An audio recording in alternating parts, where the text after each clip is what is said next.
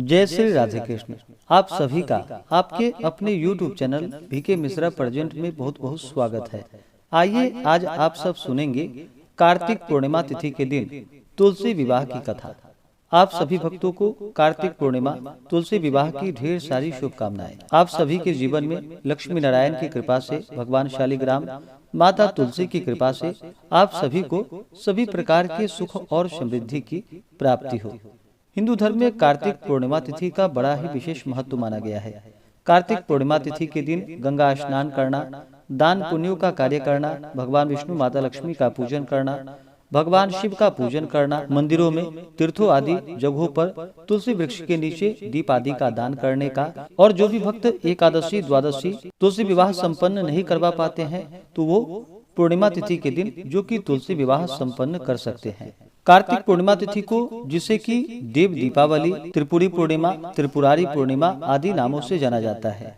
कार्तिक पूर्णिमा तिथि के दिन ही भगवान शिव जी ने जो कि त्रिपुरासुर नामक राक्षस का वध किया था, और इस कारण से देवताओं ने प्रसन्न होकर जो कि देव दीपावली मनाई। इस कारण से इस दिन को देव दीपावली के नाम से जाना जाता है, और इस दिन खास करके दीप दान करने का बड़ा ही विशेष महत्व माना गया है। और कार्तिक पूर्णिमा तिथि के दिन जो भी कार्तिक स्नान करने वाले होते हैं वो इस दिन कार्तिक पूर्णिमा व्रत का उद्यापन करते हैं, और पंचभिक्षु जो व्रत होता है उस व्रत को इस दिन जो कि पूर्ण किया जाता है। हिंदू धर्मों में तुलसी माता का बड़ा ही विशेष महत्व माना गया है।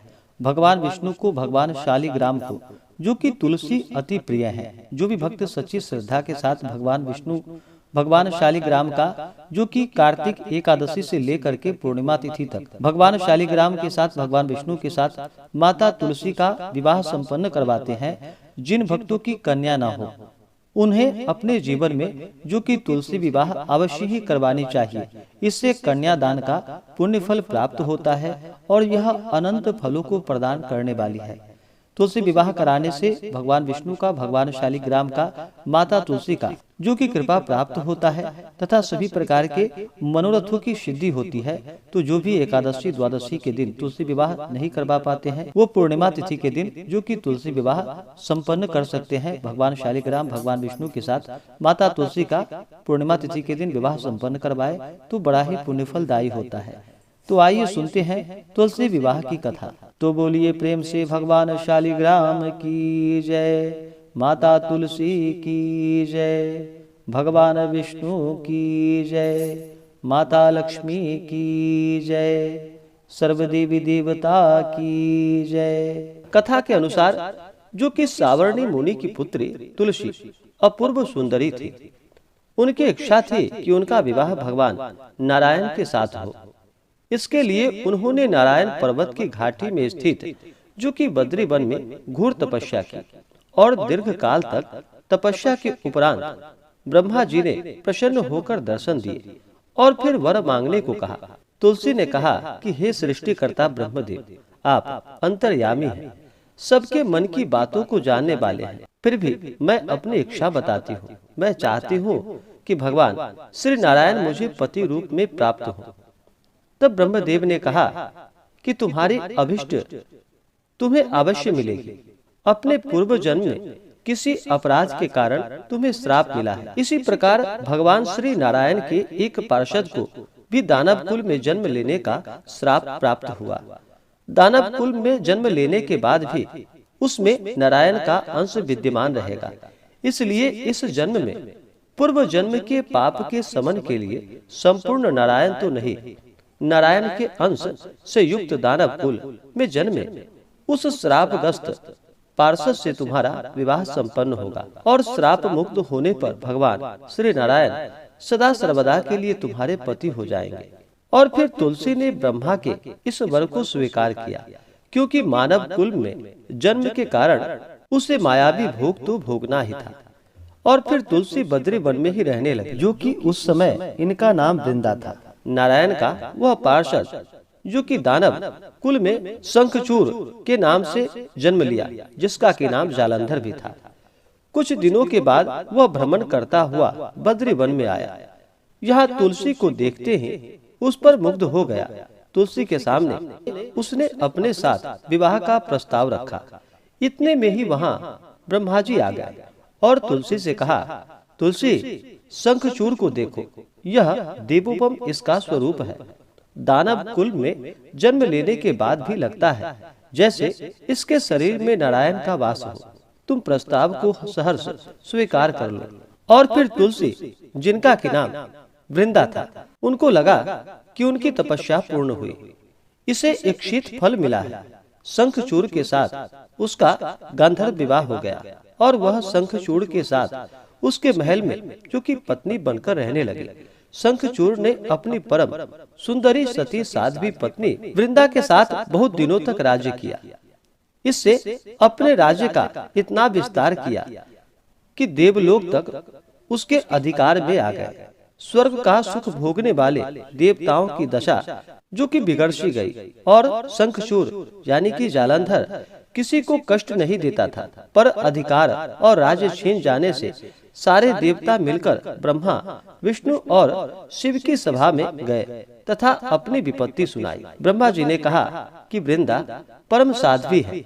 उसका विवाह जो कि शंखचूड़ जालंधर के साथ कराया था, और फिर शंखचूड़ को तब तक नहीं हराया जा सकता जब तक कि तुलसी को न छला जाए। भगवान विष्णु ने कहा कि शंखचूड़ पूर्व जन्म में मेरा पार्षद था और श्राप के कारण उसे दैत्य कुल में जन्म लेना पड़ा।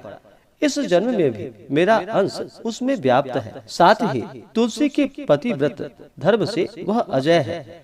फिर देवताओं की सहमति से भगवान शिव ने शंखचूड़ के पास संदेश भेजा कि या तो वह देवताओं का राज्य लौटा दे या फिर उससे युद्ध करे। और शंखचूड़ भगवान शंकर के पास पहुंचा।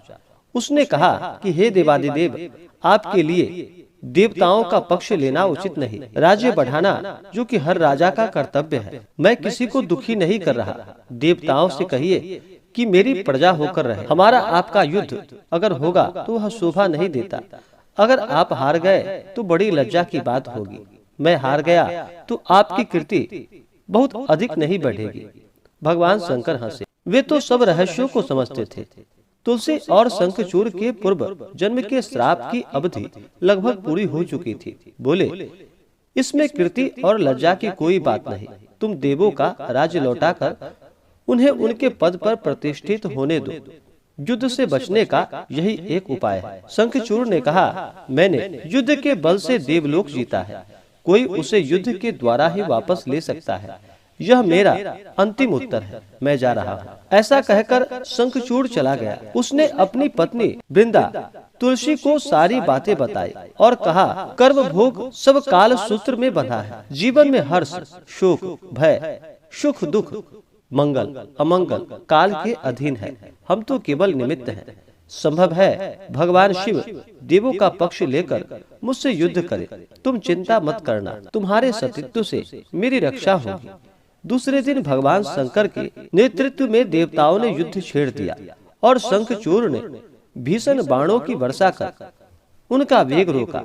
उसके प्रहार से देवता डगमगाने लगे। उसने दानवी शक्ति का प्रयोग कर मायावी युद्ध आरंभ किया।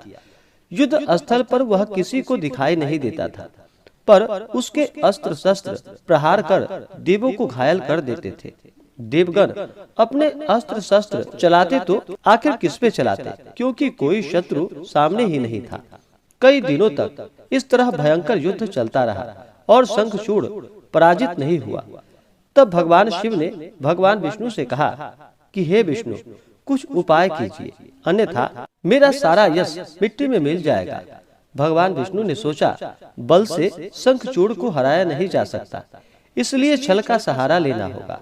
उन्होंने तुरंत अपना स्वरूप शंखचूड़ जैसा बनाया और अस्त्र शस्त्र से सज्जित हो तुलसी, जिनका की नाम वृंदा था, तो उनके पास पहुँचे और बोले कि प्रिय, मैं युद्ध जीत गया। सारे देवता भगवान शंकर समेत हार गए।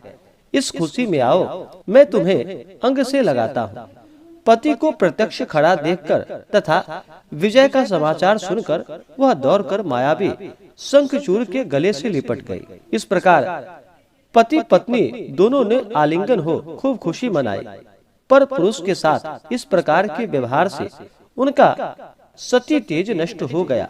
उसका सती तेज जो शंखचूड़ की कवच के रूप में रक्षा कर रहा था, वह कवच नष्ट हो गया और शंखचूर शक्तिहीन हो गया। यह जानते ही भगवान शंकर ने अपने त्रिशूल से उस पर प्रहार किया और फिर त्रिशूल के लगते ही शंखचूर मारा गया। शंखचूर के मरते ही भगवान विष्णु, जो कि अपने असली रूप में आ गए, सामने अपने पति शंखचूर के स्थान पर भगवान विष्णु को खड़ा देखकर तुलसी बहुत विस्मित हुई। उसको पता लग गया कि स्वयं नारायण ने उसके साथ छल किया है और क्रोध में आकर उन्होंने श्राप दे दिया कि एक सती स्त्री का सतीत्व भंग करने के अपराध में मैं आपको श्राप देती हूँ कि तुम हृदयहीन पत्थर हो जाओ। और फिर भगवान विष्णु ने तुलसी के श्राप को शिरोधार्य कर कहा कि हे देवी, तुम्हारे तथा शंखचूर के कल्याण के लिए मुझे ऐसा करना पड़ा। तुम दोनों को श्राप मुक्त करना था। तुम भी अब शरीर त्याग कर तुलसी बिरबा के रूप में जन्म लोगी